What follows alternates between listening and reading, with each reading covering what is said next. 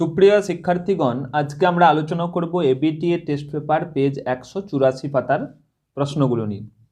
দেখো, প্রথম প্রশ্ন, তপন তোমার গল্প তো দিব্যি হয়েছে, বক্তার উদ্দেশ্য ছিল তপনকে উৎসাহ দেওয়া। উত্তর হবে ক, তপনকে উৎসাহ দেওয়া। পরের প্রশ্ন, নদের চাঁদ স্টেশন মাস্টারের চাকরি করছে। উত্তর হবে ঘ, 4 বছর। পরের প্রশ্ন, অপূর্বর বড় সাহেবের হাতে ছিল। উত্তর হবে গ, টেলিগ্রাম।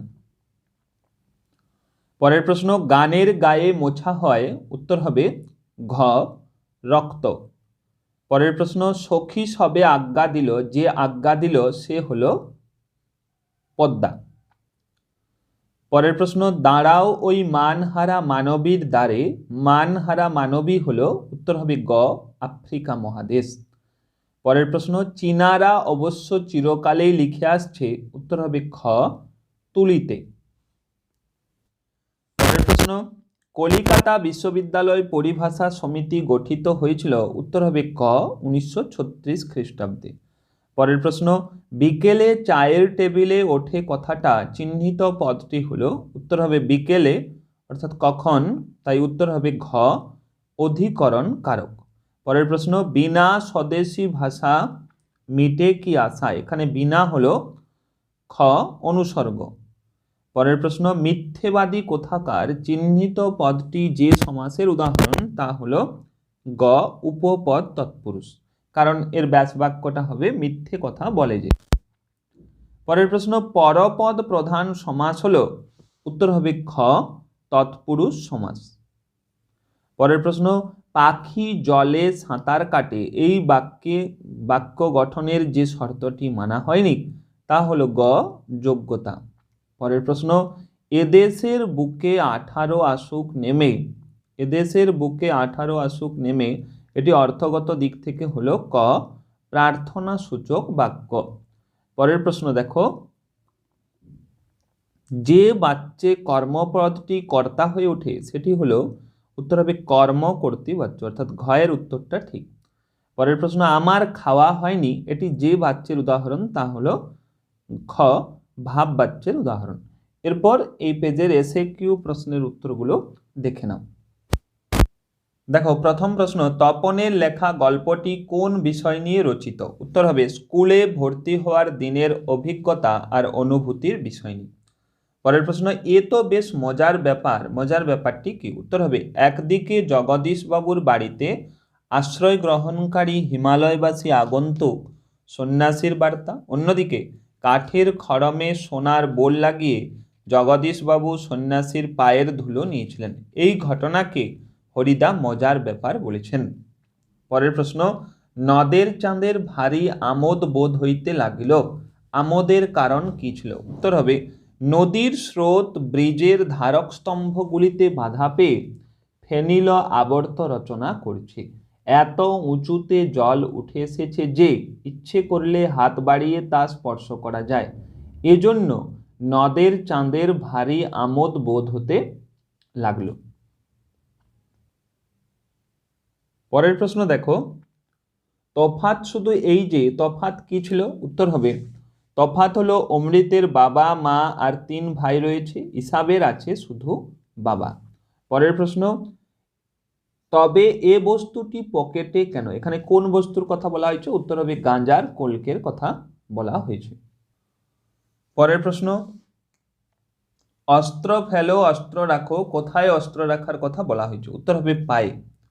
পরের প্রশ্ন, প্রলয় উল্লাস কবিতাটি কোন কাব্যগ্রন্থের অন্তর্গত। উত্তর হবে অগ্নিবীণা কাব্যগ্রন্থের অন্তর্গত। আমাদের পথ নেই কোনো, একথা বলার কারণ কি।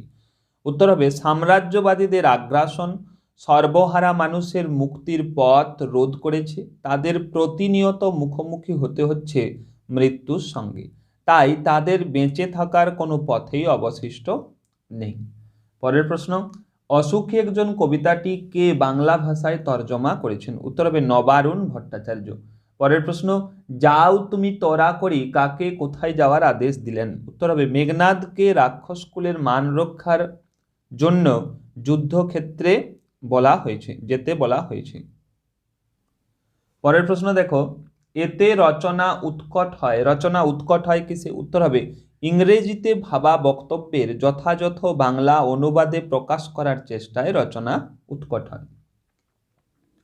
পরের প্রশ্ন, এই ধারণা পুরোপুরি ঠিক নয়, এখানে কোন ধারণার কথা বলা হয়েছে? অনেকে মনে করেন পারিভাষিক শব্দ বাদ দিয়ে বক্তব্য প্রকাশ করলে রচনা সহজ হয়, এই ধারণার কথা বলা হয়েছে। পরের প্রশ্ন, সেই আঘাতের পরিণতি নাকি তার মৃত্যু? উত্তর হবে, এখানে কার মৃত্যুর কথা বলা হয়েছে? উত্তর হবে ত্রৈলোক্যনাথ মুখোপাধ্যায়। কারো সঙ্গে কলম নেই কেন?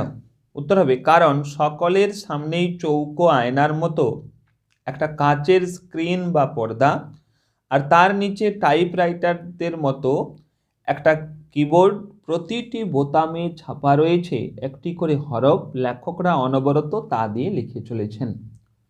এরপর এই পেজের যে ব্যাকরণের প্রশ্নগুলো রয়েছে সেই উত্তরগুলো দেখে নাও। দেখো প্রথম প্রশ্ন, শূন্য বিভক্তি কাকে বলে? উত্তর হবে যে বিভক্তি শব্দকে পদে পরিণত করে কিন্তু নিজে অপ্রকাশিত থাকে তাকে শূন্য বিভক্তি বলে। যেমন রাম শব্দ যুক্ত শূন্য বিভক্তি সমান রাম হলো পদ। সম্বন্ধ পদকে কারক বলা হয় না কেন? উত্তর হবে কারণ ক্রিয়াপদের সঙ্গে সম্বন্ধ পদের কোনো সম্পর্ক থাকে না। পরের প্রশ্ন, এসো যুগান্তরের কবি। যুগান্তর সমাস হলো অন্য যুগ নিত্য সমাসের উদাহরণ এটি।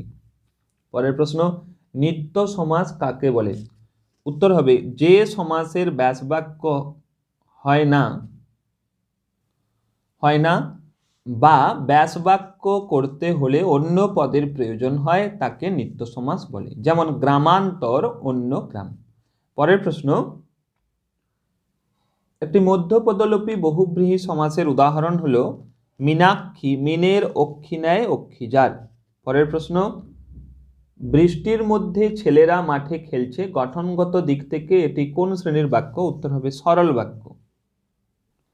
পরের প্রশ্ন দেখো, রবীন্দ্রনাথ ঠাকুর গীতাঞ্জলি কাব্য রচনা করেন, বাক্যটির উদ্দেশ্য ও বিধেয় হলো রবীন্দ্রনাথ ঠাকুর উদ্দেশ্য, গীতাঞ্জলি কাব্য রচনা করেন এটি হচ্ছে বিধেয়। পরের প্রশ্ন, সন্ন্যাসী হাসলেন আর চলে গেলেন, সরল বাক্যে পরিবর্তন। উত্তর হবে সন্ন্যাসী হেসে চলে গেলেন। পরের প্রশ্ন, সৈন্যদের দেশের সীমানা পাহারা দিতে হয়, কর্তৃবাচ্যে পরিবর্তন। উত্তর হবে সৈন্যরা দেশের সীমানা পাহারা দেয়। পরের প্রশ্ন, কর্তৃ থেকে কর্মবাচ্যে পরিবর্তনের একটি নিয়ম। উত্তর হবে কর্তার পরে দ্বারা বা কর্তৃক অনুসর্গ যোগ দিতে হয়, ক্রিয়াপদটি হ ধাতু নিষ্পন্ন হয়। এরপর এই পেজের বঙ্গানুবাদের উত্তরটা তোমরা দেখে নাও। এই বঙ্গানুবাদের 3টে লাইন রয়েছে দেখো। তার মধ্যে প্রথম লাইনের উত্তর, শৃঙ্খলা হলো মন ও চরিত্রের প্রশিক্ষণ যা আত্মনিয়ন্ত্রণ, আনুগত্যের অভ্যাস ইত্যাদি তৈরি করে। 2 নম্বর লাইনের উত্তর, জীবনের প্রতিটি ক্ষেত্রে এটি প্রয়োজনীয়। 3 নম্বর লাইন, এটি একটি শিক্ষা প্রতিষ্ঠানের প্রধান গুরুত্ব। তাহলে এই হচ্ছে এই বঙ্গানুবাদের উত্তর, এবং এইভাবে পরবর্তী পেজের উত্তরগুলো পাওয়ার জন্য তোমরা চ্যানেলে নতুন হয়ে থাকলে চ্যানেলটি অবশ্যই সাবস্ক্রাইব করে রাখো।